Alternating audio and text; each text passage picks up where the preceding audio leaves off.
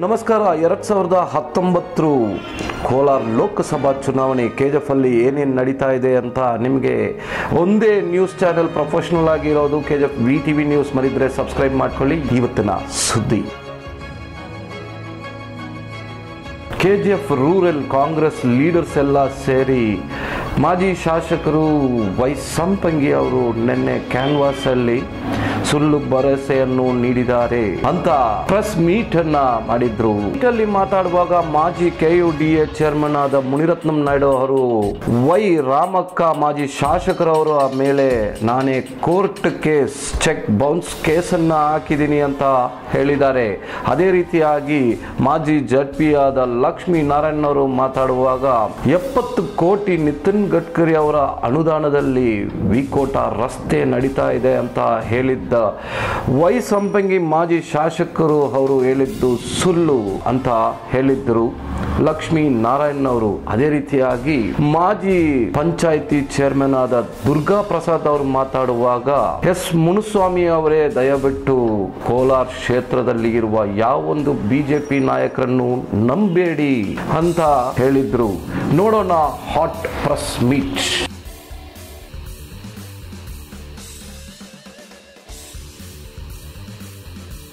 ನಾವು ಹೇಳ್ತಾ ಇದ್ವಿ ಇದು ಬಾಯಿ ಸಪ್ಲಕ್ಕೆ ಅವರು ಸಂಪಂಗಿ ಅವ್ರು ಮಾತಾಡಿರೋದೇ ಹೊತ್ತು ಇದರಲ್ಲಿ ಯಾವುದೇ ಸತ್ಯಾಂಶ ಇಲ್ಲ. ಒಂದು ವರ್ಷ ಹೋದ್ಮೇಲೆ ಇವಾಗ ಬಂದಿದ್ದಾರೆ ಸಂಪಂಗಿ ಅವರು KGF. ಇಷ್ಟು ದಿನ KGF ಎಲ್ಲಿದೆ ಏನಂತ ಜ್ಞಾನ ಇಲ್ವಾ? ನನಗೆ ಒಂದು ಅವ್ರ ಲೆಟರ್ ನಲ್ಲಿ ನಿನಗೆ 45 ಲಕ್ಷ ರೂಪಾಯಿ 6 ತಿಂಗಳಲ್ಲಿ ವಿತೌಟ್ ಬಡ್ಡಿ ನಾನು ಕೊಡ್ತೀನಿ ಅಂತ ನಾನು ಬರ್ಕೊಟ್ಟಿದ್ದಾರೆ.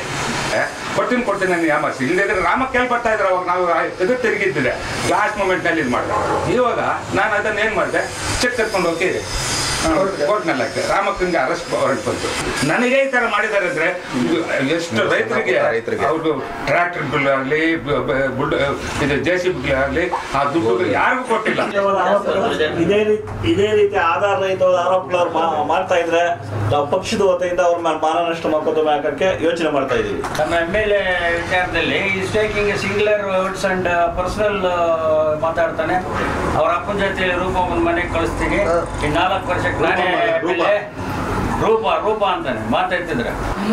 ಮುನ್ಸಾಮಿ ಅವ್ರಿಗೊಂದು ಕಳ್ಕಳ ಮನವಿ ನಂದು, ದಯವಿಟ್ಟು ನೀವು ನಮ್ಮ ಕೋಲಾರ ಜಿಲ್ಲೆಯ BJP ನಾಯಕರನ್ನ ನೆಚ್ಚಿಕೊಂಡು ಯಾವುದೇ ರೀತಿಯಾದ ದುಡ್ಡು ಖರ್ಚು ಮಾಡಬೇಡಿ. ಸುಮ್ಮನೆ ನಿಮ್ಮನ್ನು ಮೆಚ್ಚಿಸ್ಕೊಳ್ಳೋದಕ್ಕೆ ಅವರು ನಿಮ್ಮ ಹತ್ರ ದುಡ್ಡು ತಗೊಳ್ಳೋದಕ್ಕೆ ಈ ಪ್ಲಾನ್ ಎಲ್ಲ ಮಾಡ್ತಿದ್ದಾರೆ. ದಯವಿಟ್ಟು ನೀವು ಯಾರನ್ನು ನಂಬೇಡಿ. KH ಮುನಿಯಪ್ಪ ಇರೋವರೆಗೂ KH ಮುನಿಯಪ್ಪ ಬೇಡ ಅಂದ್ರೆ ಬೇರೆಯವ್ರು MP ಇಲ್ಲಿ KH ಮುನಿಯಪ್ಪ ಇರೋವರೆಗೂ ಯಾರು MP ಆಗೋಕ್ ಸಾಧ್ಯ ಇಲ್ಲ. 70 ಕೋಟಿ ಗಡ್ಕರಿಯಿಂದ ತಂದಿರ್ತೀವಿ ಅಂತ ಹೇಳ್ತಾರೆ. ನೀನು ಡಿಪ್ಯೂಟೆಡ್ MLA, ನಿಮ್ಮ ತಾಯಿ MLA KGF ಡೆಲ್ಲಿಗೆ ಬರೋದೇ ಇಲ್ಲ. ಗಡ್ಕರಿಯಿಂದ 70 ಕೋಟಿ ತಂದಿರ್ತೀವಿ ಅಂತ ಹೇಳ್ತೀರಿ. ಅದು ಶುದ್ಧ ಸುಳ್ಳು.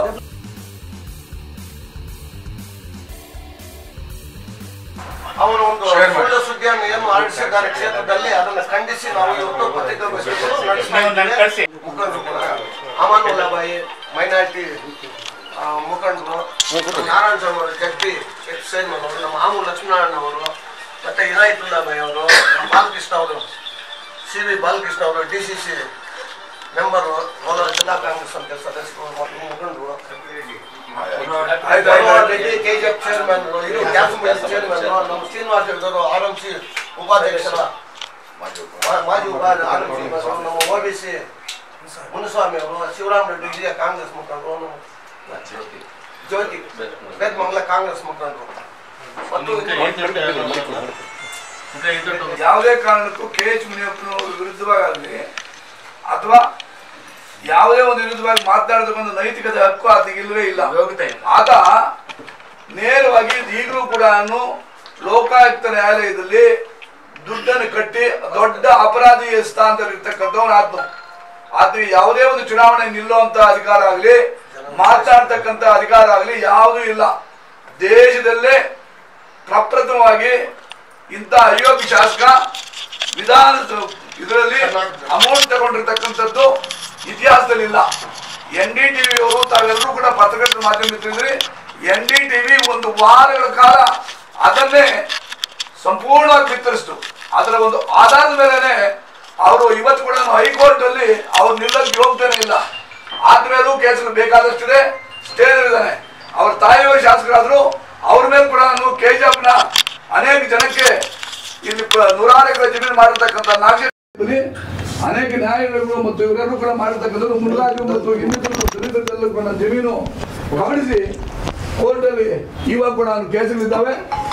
ಅವರು ಕನಿಷ್ಠ ನಮ್ಮ ಶಾಸಕರು ಮೊನ್ನೆ ಅಶ್ವಿನಿ ಕಲ್ಯಾಣ ಮಂಟಪದಲ್ಲಿ ಹೇಳಿರ್ತಕ್ಕಂಥದ್ದು ನಮ್ಮ MP ಅವರು ಏನಪ್ಪಾ ಅಂತ ಹೇಳಿದ್ರೆ ಅವರಾಗ್ಲಿ ನಮ್ಮ MLA ಅವರಾಗ್ಲಿ 12,000 ಎಕರೆ ಜಮೀನು ಕೇಂದ್ರ ಸರ್ಕಾರಕ್ಕೆ ಸಂಬಂಧಪಟ್ಟಂತ ಜಮೀನಿದೆ, ಅದರಲ್ಲಿ ಬೃಹತ್ ಮತ್ತು ಮಧ್ಯಮ ಕೈಗಾರಿಕೆಗಳನ್ನು ಮಾಡಬೇಕು ಅಂತ ಹೇಳಿ ನಾವೆಲ್ಲಾನು ಮಾತಾಡಿದ್ದೇವೆ. ಅದರಲ್ಲಿ ಇಂದ್ರಿಂದಲೂ ಕೂಡ ಅನೇಕ ಜನ ಬಂದು ಆ ಒಂದು ಇದನ್ನು ಮಾಡ್ತಾ ಇದ್ದಾರೆ. ಅದಕ್ಕೆ ಒಳ್ಳೆ ಕೈಗಾರಿಕೆಗಳನ್ನ ನಾವು ತರೋದು ಇದಾಗಿದೆ.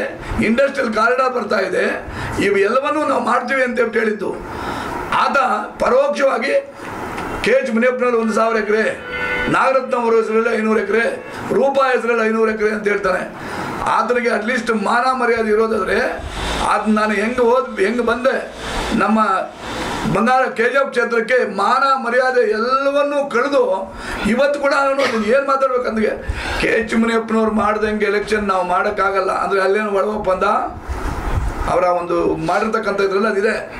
KH ಮುನಿಯಪ್ಪನವ್ರು ಮಾಡ್ತಕ್ಕಂಥ ರೀತಿಯಲ್ಲಿ ನಾವು ಚುನಾವಣೆ ಮಾಡೋಕ್ಕಾಗಲ್ಲ. ಅಂದರೆ ಎಲ್ಲ ರೀತಿಯಲ್ಲೂ ಕೂಡ ಮುನಿಸ್ವಾಮಿ ಏನೋ ಒಂದಷ್ಟು ಕೊಡ್ಬೇಕು, ಅದಕ್ಕೇನೋ ಒಂದಷ್ಟು ಮಾತನಾಡ್ಬೇಕಷ್ಟೇ. ಅದನ್ನೇನೋ ಮನಸೋ ಇಚ್ಛೆ ಅಥವಾ ಮಾತನಾಡ್ಬೇಕಾ ಬೇಡವಾ ಅನ್ನೋ ಒಂದು ಪರಿಜ್ಞಾನ ಇಲ್ಲದೆ ಆ ಬಾಯಿ ಚಪ್ಪಲ ಹಂಗೆ ತೀರ್ಸ್ಕೊಟ್ಟಿದ್ದಾರೆ. 50,000 ಜನಕ್ಕೆ DCC ಬ್ಯಾಂಕ್ ದುಡ್ಡು ಕೊಟ್ಟಿದ್ದಾರೆ. ಅದರಲ್ಲಿ ಸಾಲ ಕೊಡ್ತಾ ಇರುವಾಗ ಆವಾಗ ಏನು ಪೂರ್ತಿ ತುಂಬಿಸ್ಬಿಟ್ಟು ತಿರುಗಿ 55,000 ರೂಪಾಯಿ ದುಡ್ಡು ಕೊಟ್ಟರು, ನೀವು ಕಟ್ಟಬೇಡಿ ಅಂತ ಹೇಳಿದ್ರು ಅಂತ.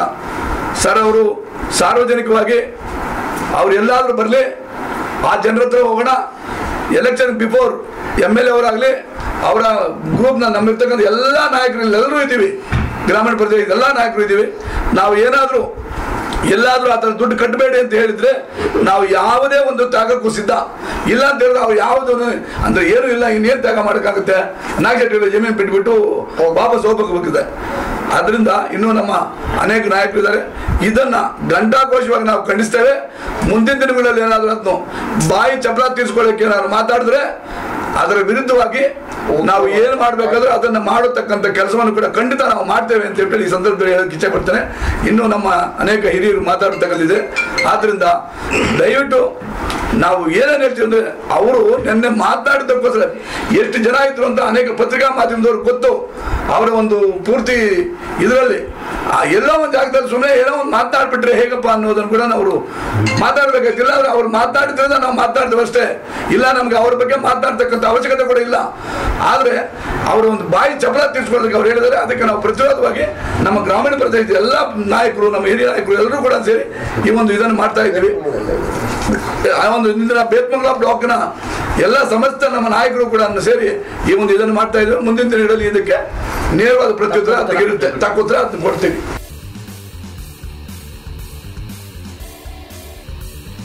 ಬೇತ್ಮಂಗಲ ಬ್ಲಾಕ್ ಕಾಂಗ್ರೆಸ್ ಸಮಿತಿಯ ವತಿಯಿಂದ ಮತ್ತು ಪಕ್ಷದಿಂದ ಮತ್ತು ಮುಖಂಡರು ಎಲ್ಲರೂ ಕೂಡ ನಾವು ಒಟ್ಟಾಗಿ ಖಂಡಿಸ್ತಾ ಇದ್ವಿ. ಇದು ಸುಳ್ಳು.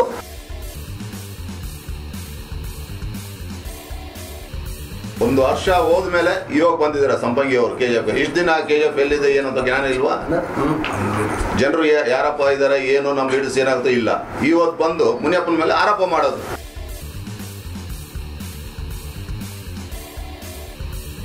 ಹೋಗಿದ್ದಾರೆ KS ಮುನಿಯಪ್ಪಾಜಿಯವರು, ಅವ್ರ ಮೇಲೆ ಎಲ್ಲ ಸುಳ್ಳು ಆಪತ್ತು ಹೇಳಿದ್ರೆ ಇನ್ನೊಂದ್ಸಲಿ ಅಷ್ಟೇ ಅವನ ಜೊತೆ. ಇದೊಂದು ಚಿಕ್ಕ ಎಕ್ಸಾಂಪಲ್, ನಂದೇ ಎಕ್ಸಾಂಪಲ್.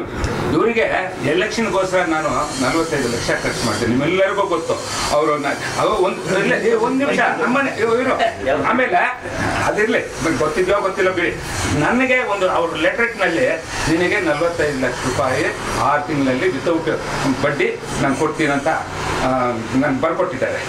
ಕೊಟ್ಟು ಆಮೇಲೆ ಜಾರಕಿಹೊಳಿ ಅವರು ಇವರೆಲ್ಲ ಸೇರಿ ನಿಂಗೆ ಒಂದು ಓಟ್ ಇಲ್ಲದೆ ತಗೊಂಡೋಗಿ ಅಲ್ಲಿ MLA ಮಾಡ್ಬೇಕಲ್ಲ, ಅವ್ರು ದುಡ್ಡು ಅವ್ರು ಕೊಟ್ಬಿಡು, ಬ್ಯಾಂಕ್ನ ಕೊಡ್ಸಿರೋ ದುಡ್ಡು ಕೊಟ್ಬಿಡು ಅಂದರೆ ಕೊಡ್ತೀನಿ ನಾನು ಯಾಮರ್ಸಿ. ಇಲ್ಲದಿದ್ರೆ ರಾಮಕ್ಕೆ ಬರ್ತಾ ಇದ್ರು ಅವಾಗ ನಾವು ಎದುರು ತಿರುಗಿದ್ದಿದೆ. ಲಾಸ್ಟ್ ಮೂಮೆಂಟ್ನಲ್ಲಿ ಇದು ಮಾಡಿದೆ. ಇವಾಗ ನಾನು ಅದನ್ನು ಏನು ಮಾಡಿದೆ, ಚೆಕ್ ಕರ್ಕೊಂಡು ಹೋಗಿ ಕೋರ್ಟ್ನಲ್ಲಿ ಹಾಕ್ತಾರೆ. ರಾಮಕ್ಕನಿಗೆ ಅರೆಸ್ಟ್ ವಾರೆಂಟ್ ಬಂತು. ಅರೆಸ್ಟ್ ವಾರೆಂಟ್ ಬಂದ ಮೇಲೆ ಅವರು ಬೇಲ್ ತಗೊಂಡಿದ್ದಾರೆ. ಇವಾಗ 5 ಏನಿದು ಬಂದು ಹೋಗ್ತಾ ಇದ್ದಾರೆ. ಇದೆಲ್ಲ ಮಾಡ್ಬೋದಾ? ನನಗೆ ಈ ಥರ ಮಾಡಿದ್ದಾರೆ ಅಂದರೆ ಎಷ್ಟು ರೈತರಿಗೆ ಅವ್ರಿಗೆ ಟ್ರ್ಯಾಕ್ಟರ್ಗಳಾಗಲಿ ಇದು JCBಗಳಾಗಲಿ ಆ ದುಡ್ಡು ಯಾರಿಗೂ ಕೊಟ್ಟಿಲ್ಲ. ಎಲ್ಲ ಸ್ವತ್ತು ಮಾಡ್ಕೊಳ್ಳೋಕೆ ಮಾಡ್ತಾ ಹೊರತು ಯಾರಿಗೂ ದುಡ್ಡು 1 ರೂಪಾಯಿ ವಾಪಸ್ ಕೊಡುವುದು ಇದ್ರೆ ಇಲ್ಲ ಅವನಿಗೆ. ಇವ್ರು ಮಾತಾಡ್ತಾರೆ ಅವ್ರ ಮೇಲೆ ಏನು ಅಷ್ಟು ಇದು ಮಾಡೋದು ಅಷ್ಟೇ ಇಷ್ಟೇ.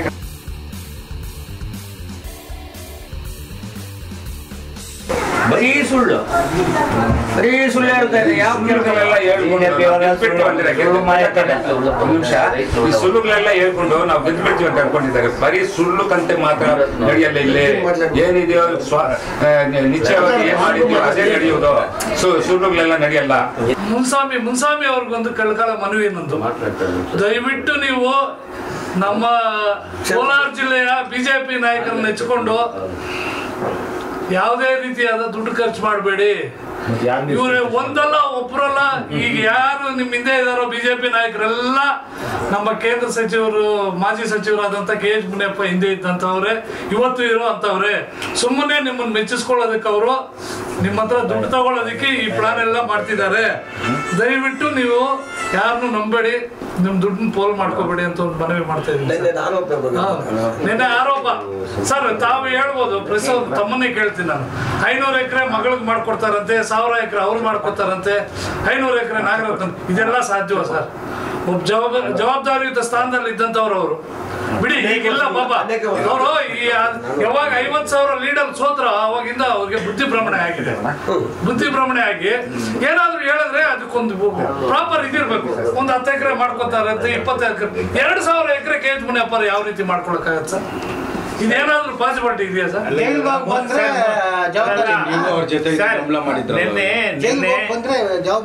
ನಿನ್ನೆ ಅವರು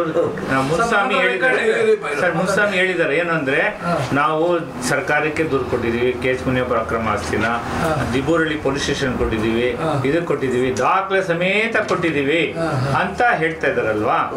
ಅದು FIR ದಾಖಲಾಗಿದ್ಯಾ? ಅವ್ರ ಆರೋಪ ಖುಷಿ ಕೊಟ್ಟಿದ್ದಾರೆ. ನಾವು ಮುನ್ಸ್ವಾಮಿ ಹೇಳಿದ್ರು, ಸಂಪಂಗಿ ಮುನ್ಸ್ವಾಮಿ ಹೇಳೋದಕ್ಕೆ ಸಾಹೇಬ್ರು ನಾಮಿನೇಷನ್ ಆದಾಗ ಅಫಿಡೇವಿಟ್ ಅಲ್ಲಿ ಕ್ಲಿಯರ್ ಆಗಿ ಕೊಟ್ಟಿದ್ದಾರೆ. ಯಾಕೆ ಮಾತಾಡಿಲ್ಲ ಅವತ್ತು? ಅಬ್ಜೆಕ್ಷನ್ ಮಾಡ್ಬೋದಿಲ್ವಾ? ಯಾಕೆ ಮಾಡಿಲ್ಲ? ಎಲ್ಲ ಡೀಟೇಲ್ಸ್ ಕೊಟ್ಟಿದ್ದಾರಲ್ವಾ? ಎಲ್ರಿಗೂ ಗೊತ್ತಿದೆ. 1000 ಎಕರೆ ಅಲ್ಲಿದೆ ಇಲ್ಲಿದೆ ಅಂದ್ರೆ ಏನಿದೆ ಅಂತ ಕೊಟ್ಟಿದ್ದಾರೆ. ಅದ್ಮೇಲೆ ಹೋಗಿ ಕೋರ್ಟ್ಗೆ, ಧೈರ್ಯ ಇದ್ರೆ. ಕಾನೂನು ಇದೆ, ಕಾನೂನು ಪ್ರಕಾರ ಹೋಗಿ. ಅವ್ರ ಮೇಲೆ ಕೇಸ್ ಇದೆ ಅಂದ್ರೆ ಇದೆಲ್ಲ ಸಹಜ. ರಾಜಕೀಯ ನಾಯಕರಿಗೆ ಸಹಜವಾಗಿ ಆಗಿರುತ್ತೆ ಅಂದ್ರೆ ಏನ್ ಹೇಳ್ಬೇಕು? ಅವ್ರ ಮೇಲೆ ಇರೋ ಆರೋಪಕ್ಕೆ ಸಹಜ. ಎಲ್ಲ ತಾವೇ ಸ್ಟೇಟ್ಮೆಂಟ್ ವಿತ್ ಫೋಟೋ ಎಲ್ಲ ಬಂದಿದೆಯಲ್ಲ.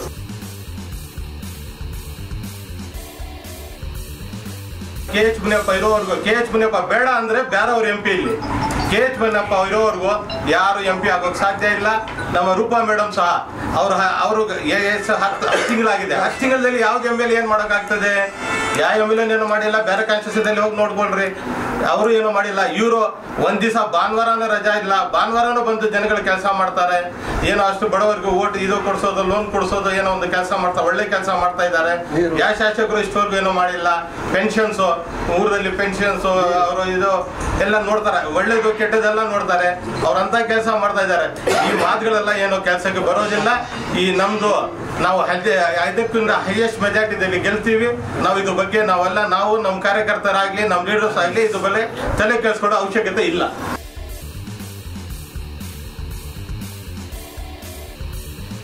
70 ಕೋಟಿ ಗಡ್ಕರಿಯಿಂದ ತಂದಿರ್ತೀವಿ ಅಂತ ಹೇಳ್ತಾರೆ. ನೀನು ಡಿಪ್ಯೂಟೆಡ್ MLA, ನಿಮ್ಮ ತಾಯಿ MLA ಡೆಲ್ಲಿಗೆ ಬರೋದೇ ಇಲ್ಲ. ಗಡ್ಕರಿಯಿಂದ 70 ಕೋಟಿ ತಂದಿರ್ತೀವಿ ಅಂತ ಹೇಳ್ತೀರಿ. ಅದು ಶುದ್ಧ ಸುಳ್ಳು. 50 ಕೋಟಿ ರೂಪಾಯಿ ನಮ್ಮ ಲೋಕಸಭಾ ಸದಸ್ಯರೇ ಅದನ್ನ 50 ಕೋಟಿ ರೂಪಾಯಿ ಮಾಡಿಸ್ಕೊಂಡ್ರೆ ವಿಕೋಟೆಯಿಂದ ಅದು ಮಾಸ್ತಿವರೆಗೂ ಆಗಿರ್ತಕ್ಕಂಥ ಕೆಲಸ. 70 ಕೋಟಿ ಅಲ್ಲ, ಅವ್ರ ಬಾಯಿಗೆ ಬಂದಿದ್ದೆ ಏನೋ ಒಂದು ಹೇಳ್ಬೇಕಷ್ಟೇ. ಹಾಗೆ ಅಂತ 70 ಕೋಟಿ ಅಂತ ಹೇಳ್ತಕ್ಕಂಥದ್ದು ಇದು 100% 100ಕ್ಕೆ 100 ಬರೀ 50 ಕೋಟಿ ಅಷ್ಟೇ.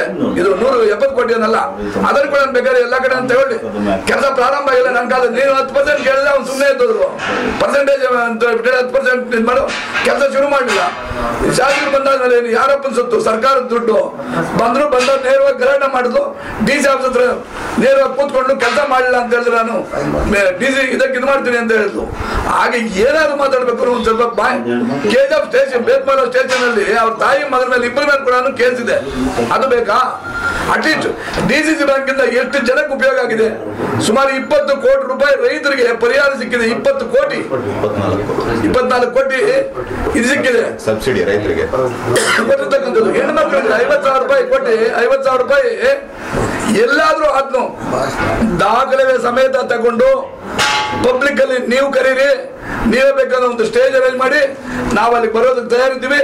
ಅದು ಏನೇನು ದಾಖಲೆಗಳು ತರ್ತಾನೋ ಆ ದಾಖಲೆಗಳೆಲ್ಲವೂ ಕೂಡ ಅಲ್ಲಿ ಸಾರ್ವಜನಿಕರ ಸಮ್ಮುಖದಲ್ಲಿ ಬೇತ್ಮಾಲ ಬಸ್ ಸ್ಟ್ಯಾಂಡ್ ಇರ್ಬೋದು, KGF ಬಸ್ ಸ್ಟ್ಯಾಂಡ್ ಇರ್ಬೋದು, ಎಲ್ಲಿ ಬೇಕಾದ್ರೂ ಅದು ಏನೇನು ಎಲ್ಲೆಲ್ಲೋ ಎಕರೆಗಳು ಹೇಳ್ತಾನೆ, ಅಲ್ಲಿ 100 ಎಕರೆ, ಇಲ್ಲಿ 100 ಎಕರೆ, ಇಲ್ಲಿ 300 ಎಕರೆ, ಏನು ಅದಕ್ಕೆ ಬಾಯಿ ಚಪ್ಪಲ ತಿರ್ಸ್ಕೊಳ್ಳೋದಕ್ಕೆ ಅದೆಲ್ಲವೂ ಕಂಡಮ್ ಮಾಡ್ತೀವಿ.